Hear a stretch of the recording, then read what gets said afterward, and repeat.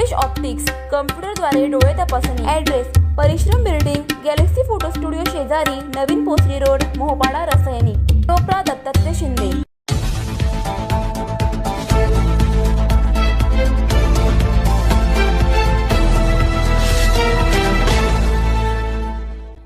दोन 2015 पासून न्यायाच्या प्रतीक्षेत 1834 कामगार। 7 सप्टेंबरला निर्णायक यलगार। रसायनी पाताळगंगा औद्योगिक क्षेत्रातील रिलायन्स इंडस्ट्रीज लिमिटेडच्या पाताळगंगा प्रकल्पातील सुमारे 1834 कामगारांच्या प्रलंबित मागण्यांना आता निर्णायक वळण मिळालं आहे। 2015 पासून विविध मागण्यांसाठी संघर्ष करणाऱ्या कामगारांनी 7 सप्टेंबर 2026 रोजी मोहपाडा येथील अचानक मैदानावर सहपरिवार मोठ्या संख्येने एकत्र येत आंदोलन करण्याचा निर्धार केला आहे। यानंतर रिलायन्स कंपनीच्या गेटवर जाऊन आपल्या मागण्या प्रशासन आणि व्यवस्थापनासमोर मांडण्याची भूमिका कर्मचारी संघटनेने घेतली आहे। कामगारांच्या प्रमुख मागण्यांमध्ये समान कामासाठी समान वेतन या मागणीचा समावेश आहे। या मागणी संदर्भात औद्योगिक न्यायाधिकरण ठाणे येथे रेफरन्स नंबर 08/2018 प्रकरणाची कार्यवाही झाली होती। या प्रकरणात पीठासीन अधिकारी SZ सोनभद्रे यांनी 26 नोव्हेंबर 2024 रोजी अहवाल पारित केला। संघटनेच्या म्हणण्यानुसार या प्रकरणात मागणीच्या मूळ गुणवत्तेवर अंतिम निर्णय देऊन समान कामासाठी समान वेतन ही मागणी अमान्य ठरवण्यात आलेली नाही।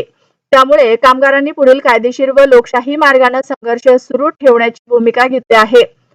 11 वर्षाच्या संघर्षाचा कुटुंबावर परिणाम। कर्मचारी संघटनेच्या दाव्यानुसार गेल्या 11 वर्षाच्या संघर्षाच्या कालावधीत 185 कामगारांचं निधन झालं आहे। त्यामुळे या प्रदीर्घ संघर्षाचा अनेक कामगार कुटुंबावर आर्थिक व सामाजिक परिणाम झाल्याचे संघटनेचे म्हणणे आहे। कामगारांचा प्रश्न केवळ वेतनाचा नसून त्यांच्या कुटुंबाच्या आर्थिक आणि सामाजिक भवितव्याचा असल्याची भूमिका संघटनेने मांडली आहे। 7 सप्टेंबरला मोठ्या संख्येने शक्ती प्रदर्शन। कामगारांनी यापूर्वी मुंबईतील आझाद मैदानावर 2 वेळा आंदोलन केल्याचं सांगण्यात येते। मात्र अद्याप प्रश्न सुटलेला नसल्याचा दावा संघटनेने केला आहे। त्यामुळे आता 7 सप्टेंबर 2026 रोजी मोहपाडा येथील अचानक मैदानावर सुमारे 1834 कामगार सहपरिवार एकत्र येणार असून त्यानंतर रिलायन्स कंपनीच्या गेटवर जाऊन प्रलंबित मागण्या मांडण्याचा निर्धार करण्यात आला आहे।